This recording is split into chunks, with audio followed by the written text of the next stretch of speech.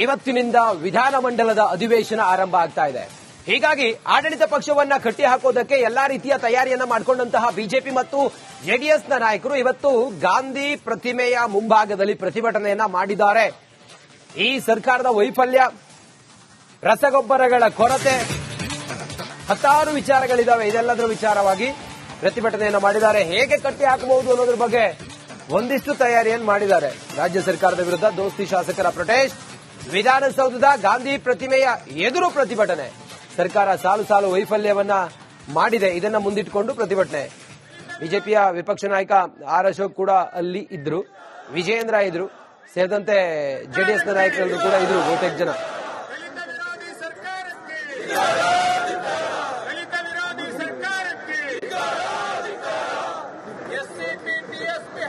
Divert ಮಾಡಿರುವ ಸರ್ಕಾರಕ್ಕೆ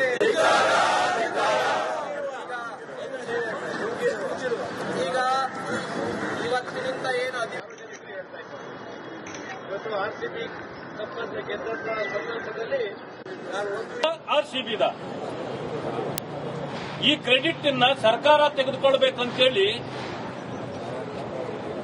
ಅವರು ಮಾಡಿದ ಅನಾಹುತ 11 ಜನರ ಪ್ರಾಣಹಾನಿಯಾಗಿತ್ತು.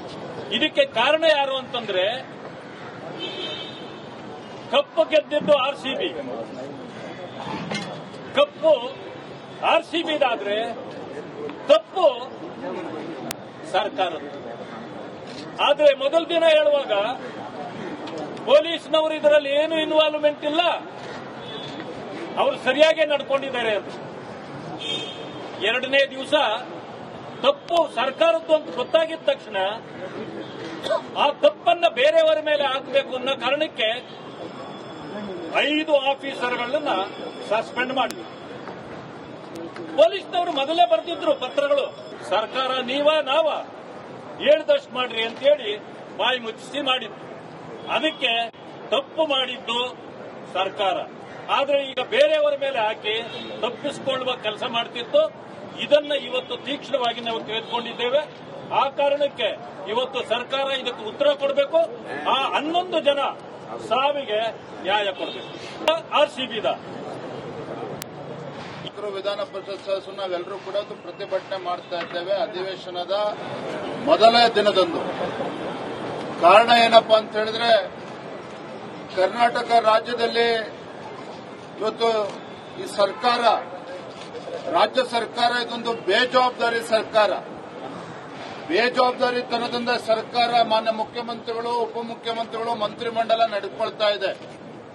ಉದಾಹರಣೆಗೆ ಹೇಳೋದಾದ್ರೆ, ಇವತ್ತು ಚಿನ್ನಸ್ವಾಮಿ ಸ್ಟೇಡಿಯಂನಲ್ಲಿ ಆದಂತಹ ಒಂದು ಕಾಲ್ ತುಳಿತ ಪ್ರಕರಣದಲ್ಲಿ ಮುಖ್ಯಮಂತ್ರಿಗಳು, ಉಪಮುಖ್ಯಮಂತ್ರಿಗಳು, ಗೃಹ ಸಚಿವರು ಜವಾಬ್ದಾರಿಯನ್ನು ತೆಗೆದುಕೊಳ್ಳೋದನ್ನ ಬಿಟ್ಟು ಅಮಾಯಕ ಪೊಲೀಸ್ ಅಧಿಕಾರಿಗಳ ಮೇಲೆ ಇವತ್ತು ಅಮಾನತು ಮಾಡಿ ಅವ್ರ ಮೇಲೆ ಕ್ರಮವನ್ನು ಜರುಗಿಸಿದ್ರು. ಇವರ ಹುಳುಕನ್ನ ಮುಚ್ಚಾಕೊಳ್ತಕ್ಕಂಥ ಸಲುವಾಗಿ ಪೊಲೀಸ್ ಅಧಿಕಾರಿಗಳ ಮೇಲೆ ಕ್ರಮವನ್ನು ಕೈಗೊಂಡ್ರು.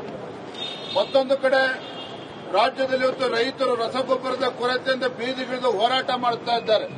ವಿಧಾನ ಪರಿಷತ್ ಸದಸ್ಯರು ನಾವೆಲ್ಲರೂ ಕೂಡ ಪ್ರತಿಭಟನೆ ಮಾಡ್ತಾ ಇದ್ದೇವೆ ಅಧಿವೇಶನದ ಮೊದಲನೇ ದಿನದಂದು. ಇವತ್ತಿನಿಂದ ವಿಧಾನಮಂಡಲದ ಅಧಿವೇಶನ ಆರಂಭ ಆಗ್ತಾ ಇದೆ. ಹೀಗಾಗಿ ಆಡಳಿತ ಪಕ್ಷವನ್ನ ಕಟ್ಟಿ ಹಾಕೋದಕ್ಕೆ ಎಲ್ಲಾ ರೀತಿಯ ತಯಾರಿಯನ್ನ ಮಾಡಿಕೊಂಡಂತಹ ಬಿಜೆಪಿ ಮತ್ತು ಜೆಡಿಎಸ್ನ ನಾಯಕರು ಇವತ್ತು ಗಾಂಧಿ ಪ್ರತಿಮೆಯ ಮುಂಭಾಗದಲ್ಲಿ ಪ್ರತಿಭಟನೆಯನ್ನ ಮಾಡಿದ್ದಾರೆ.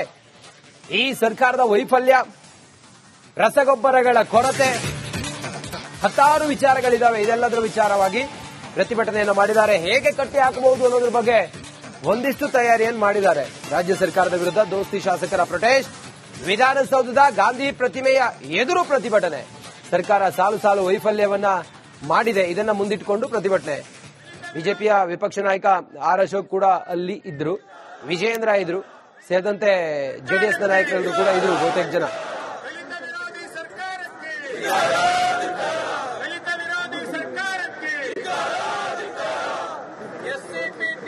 ಹಣವನ್ನು ಡೈವರ್ಟ್ ಮಾಡಿರುವ ಸರ್ಕಾರಕ್ಕೆ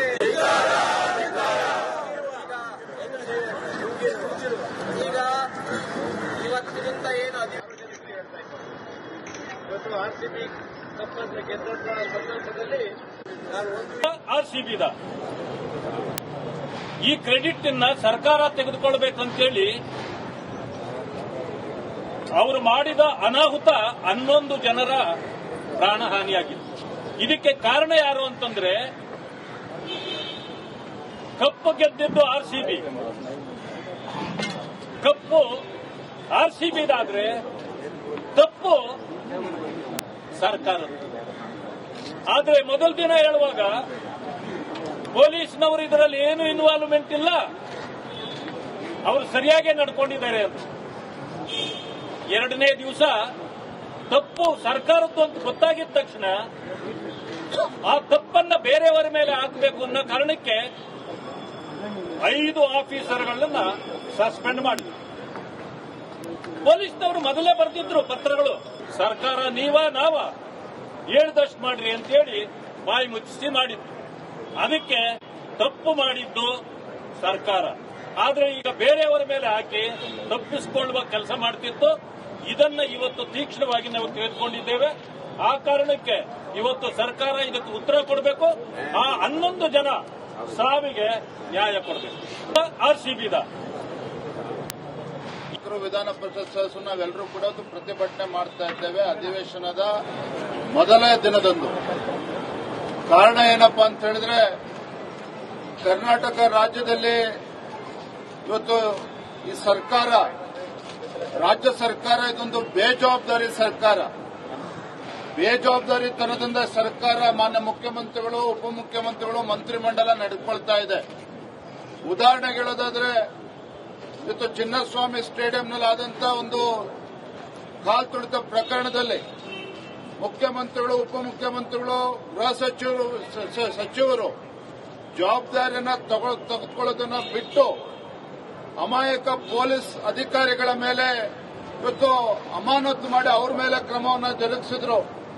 ಇವರ ಹುಳುಕನ್ನು ಮುಚ್ಚಾಕೊಳ್ತಕ್ಕಂಥ ಸಲುವಾಗಿ ಪೊಲೀಸ್ ಅಧಿಕಾರಿಗಳ ಮೇಲೆ ಕ್ರಮವನ್ನು ಕೈಗೊಂಡ್ರು.